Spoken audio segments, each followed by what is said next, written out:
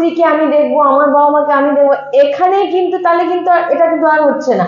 আপনি নিজেকে কর্তা মনে করছেন, এখানে ভগবানকে মনে করছেন না। কি বললাম বুঝতে পারছেন? এখানে আপনি নিজেকে কর্তা মনে করছেন, ভগবানকে নয়।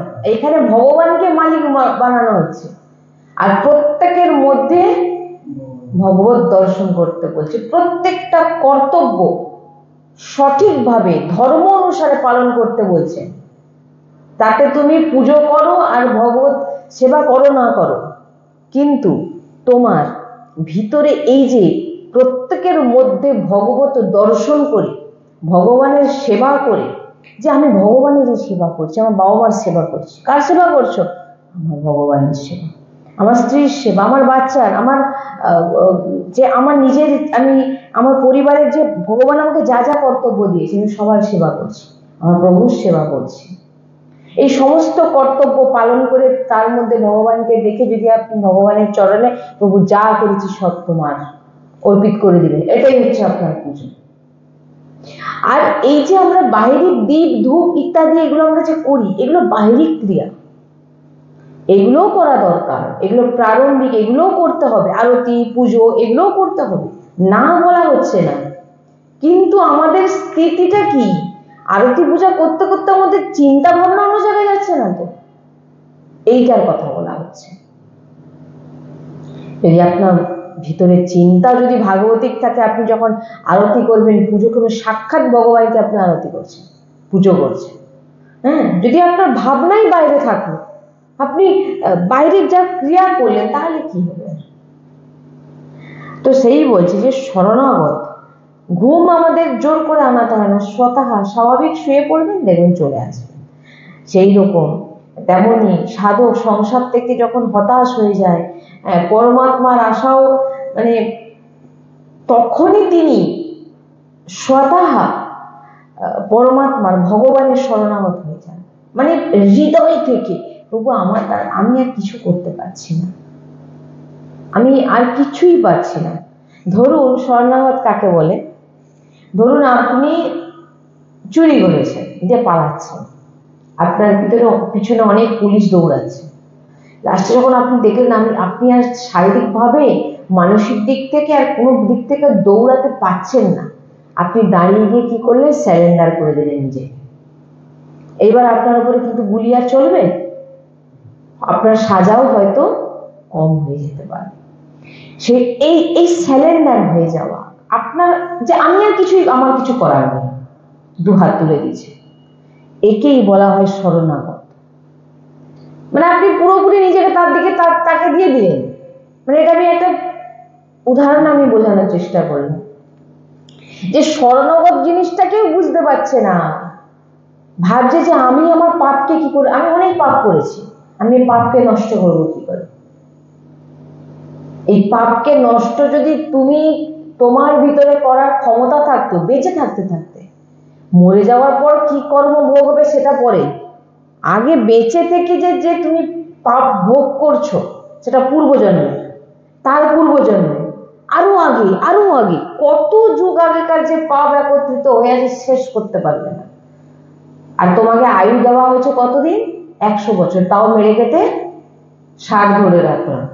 তাহলে সে 60 বছর বয়সের মধ্যে সে কি করবে যে তার এত পাপকে সে নষ্ট করবে? পাপ সঞ্চিত আছে, আবার করছে। তাহলে আপনি কোনো দিক থেকে কি আপনার সমস্ত পাপকে আপনি নষ্ট করতে পারবেন? বর্তমানে কি আর মৃত্যুর পরে কি পাপ আপনি নষ্ট করবেন? এই জন্য বলছেন ভগবত শরণাগত। যদি রত্নাকর ডাকুর মতো যদি পাপী যদি ব্রহ্মঋষি হতে পারে, তো আপনি এমন কি পাপ করেছেন যে পাপের জন্য আপনি চিন্তা করছেন আমি কি করে আমার পাপকে আমি শেষ করব? এই ভাবনা যদি থাকে, তাহলে জানতে হবে দূর দূর পর্যন্ত এখন ভগবান মানে কি সেটাও সে জানে না পূর্ণরূপে। ভগবান তো বলেই দিচ্ছেন, যখন যে যত বড় পাপী হোক, সে যদি আমার নাম ধরে, আমার চরণাশ্রয় নেয়, তার সমস্ত সঞ্চিত পাপকেও আমি নষ্ট করে দিই, আর সে বর্তমানে যত পাপ তার সব নষ্ট আমি করে দিই, এবং মৃত্যুর পর, দেহ ত্যাগের পর সে কিন্তু শুধু আমার এবং আমারই চরণ প্রাপ্ত হয়, সে যত বড় পাপী হোক না, যদি সে পূর্ণরূপে ভগবানের চরণে শরণাগত হলেন। ভগবান, আমি অনেক পাপ করেছি, কিন্তু আজ আমি বুঝতে পেরেছি আমি আজ আপনার কিচ্ছু করতে হবে না, কোনো সাধনা করতে হবে না, তুমি হৃদয় থেকে ভগবত নাম উচ্চারণ করো, ভগবানের শরণাগত হয়ে যাও, ব্যাস। কি পাপ করেছি, আর অনন্ত জন্মের পাপ, কত পাপ আপনি শেষ করবেন? কতদিন সময় দেওয়া হয়েছে আপনাকে? 60 বছর, 70 বছর? 70 বছর অলরেডি আপনার দেহের বিভিন্ন পরিবর্তন চলে আসবে, আপনি মালাও হয়তো বসে জপ করতে পারবেন না, তাহলে কি করে সাধন মজা দেবে? অর্ধেক দিন তো আপনার, অর্ধেক কিছু বছর আপনার বাল্যকালে চলে গেল, তারপরে যৌবনে পরিবার পরিজন ইত্যাদি নিয়ে ব্যস্ত থাকবে, তারপরে বৃদ্ধকাল যখন আসে তখন শারীরিক, তখন আর আপনার ভজন করার কোনো সামর্থ্য রইল না, তাহলে আপনি কি করে আপনার পাপ নষ্ট করবেন? বলছেন সম্মুখ হয়ে জীব মহি যাবে। যখনই জীব আমার সামনে এসে দাঁড়িয়ে যায়, প্রভু আমি অনেক পাপ করেছি, আমার উপর কৃপা করো, শরণাগত হলাম, আমার কোনো সামর্থ্য নেই, যা কিছু করার প্রভু এবার তোমার চলে। এইবারে প্রভুর দায়িত্ব, সঞ্চিত আগে সব নষ্ট করবে, তারপর বর্তমানে যা করেছে সব কিছু, এক সেকেন্ডও বলা যাবে না, সব কিছু নষ্ট করে দেবে। তাই কেউ নিজের বলে কোনো পাপকে নষ্ট করতে, হ্যাঁ আপনি হয়তো পাপ কিছু নষ্ট করলেন, তীর্থে স্নান করলেন, ব্রত করলেন, পুজো করলেন, এটা হয়তো আপনার কিছু পাপ নষ্ট হলো, মানে সঞ্চিত পাপ, কিন্তু বর্তমানে আপনি কত পাপ করছেন জানেন অজান্তে? সূক্ষ্ম সূক্ষ্ম জীব যাকে আমরা দেখতে পাই না, তারা আমাদের দ্বারা চরণে বা যে কোনো দিক থেকে হয়তো মারা যাচ্ছে। কত পাপ করছি, কত পাপ থেকে আপনি বাঁচেন। তাই নিশ্চিন্ত হয়ে প্রভুর শরণে গেছি, প্রভু যদি নরক পাঠানো হয় নরক পাঠাবে, আর প্রভু যদি স্বর্গে পাঠানো হয় স্বর্গে পাঠাবে, আর প্রভু যদি তার চরণ প্রাপ্তি হয় তিনি প্রাপ্তি করাবে। পুরোপুরি দায়িত্ব আমার প্রভুর চরণে আমি দিয়ে দিলাম, ব্যাস। পিতামহ ভীষ্ম বলছেন, আমার মতি যেন আপনার চরণে থাকে,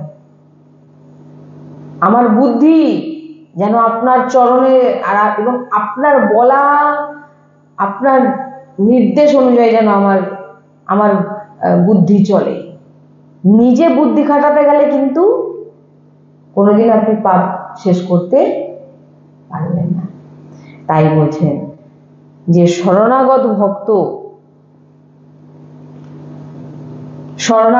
হওয়ার জন্য কোনো প্রয়াস করতে হয় না, এখানে বলছেন। তার কারণ হলো শরণাগত হতে কোনো করণের প্রয়োজন হয় না, কেবল ভাবের প্রয়োজন হয়। কি বলছেন?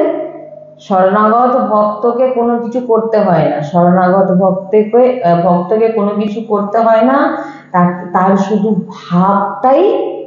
শুধু ভাবের প্রয়োজন। আমার প্রভুর প্রতি শ্রদ্ধা, প্রভুর প্রতি বিশ্বাস, প্রভুকে ছাড়া সে কিচ্ছু জানে না। একটা বাচ্চা সে জানে যে তার শীত পড়েছে, তাকে তার সোয়েটার লাগবে, তার জন্য কি ব্যবস্থা করে? ঠান্ডা পড়ার আগে থেকেই জোগাড় করে নেয় যে আমার এই ঠান্ডা পড়ে যাচ্ছে, আমার বাচ্চাকে পোশাক পরাতে হবে। বাচ্চা কি বলে, মা আমাকে সোয়েটার দাও? সে তো ছোট বাচ্চা, তাকে সোয়েটার না পরালেও সে কিছু বলতেও পারবে না, কিন্তু দায়িত্বটা কার? কেন? বাচ্চাটা পুরোপুরি তার মার শরণাগতে, তার মা ছাড়া তার আর কেউ নেই, কিছু নেই। সকালবেলা মাকে বলতে হয় না মা খেতে দাও, মা ঠিক জানে যে আমার ছেলে কি খেতে ভালোবাসে, কখন কি টাইমে কি খেতে দিতে হবে, রাজভোগ শয়নভোগ সব ঠিক টাইমে মা তাকে। এই জন্য বলছেন শরণাগত হয়ে যাও। যেমন এখানে শ্রী রামসুখদাসজি মহারাজ বলছেন যে একটি মন বুদ্ধি দিয়ে যাকে মানা হয় তা বিস্মৃত হয়ে যায়, কিন্তু স্বয়মের দ্বারা যা স্বীকৃতি হয়, স্বয়ং দ্বারা ভিতর থেকে, তা বিস্মৃত হয় না। সেটা কখনো মন বুদ্ধির দ্বারা যখন আপনি কিছু মানছেন, সেটা এখানে বলছেন যেমন একটি বিবাহিত মেয়ে, বিয়ের আগে সে বাবা মার ছিল, সে কিন্তু কি জানে বিয়ের আগে কি জানে, আমি কুমারী, আমার এখনো আমি বিবাহিত নই। এটা কোথা থেকে? মন বুদ্ধির দ্বারা না, সে ভিতর থেকে স্বীকার করছে আমি এখনো বিবাহিত নই। আর যখনই তার বিয়ে হয়ে গেল, এই আমার স্বামী, এই ভাবটা কি তার জন্য কি কিছু করতে হচ্ছে? এটা স্বীকৃতি পাচ্ছে না এই আমার স্বামী, আর আমি বিবাহিত, এর জন্য কোনো কিছু প্রয়াস করতে হচ্ছে, কোনো কিছু ভাবনা করতে হচ্ছে না, আমি ভিতর থেকে এসেছি আমি বিবাহিত। একই সেম জিনিস, আমি আমার প্রভু। এগুলো মহাপুরুষদের বাণী। এই জন্যে কিন্তু বিবাহ তো নতুন সম্বন্ধ।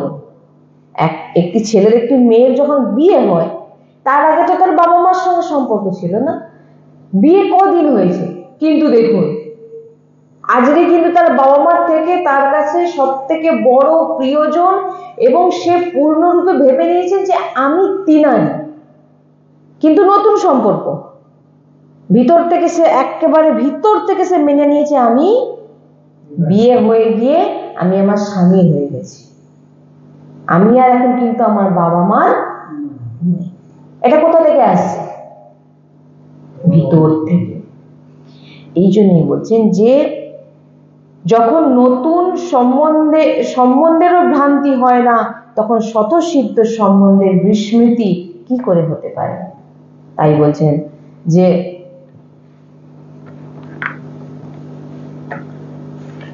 শরণাগত ভাষাটাকে বোঝার চেষ্টা করা, কোনো প্রয়াস নয় আমি উনার স্ত্রী, কোনো প্রয়াস নয়। এর জন্যে কোনো প্রমাণেরও দরকার নেই, আর এর জন্যে কোনো কিছু করতে হচ্ছে কি আপনাকে? আপনার সঙ্গে বিবাহ হয়ে গেছে মানে ব্যাস।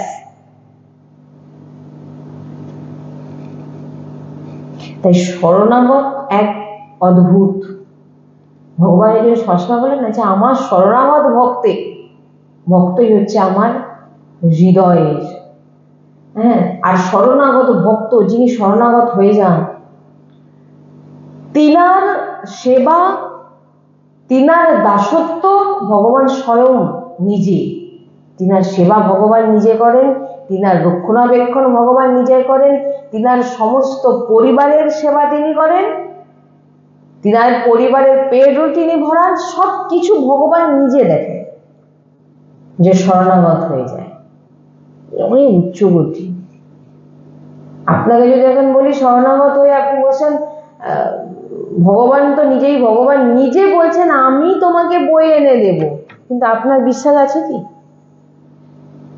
আপনি কি বলবেন হ্যাঁ কর্ম করতে হবে, ঘরে বসে থাকলে কি খেতে দেবে নাকি? আপনি অনেক কর্মের কথা বলবেন, এবং কর্মের কথা বলাও হয়েছে, কিন্তু শরণাগত যে হয় সে আলাদা স্থিতি।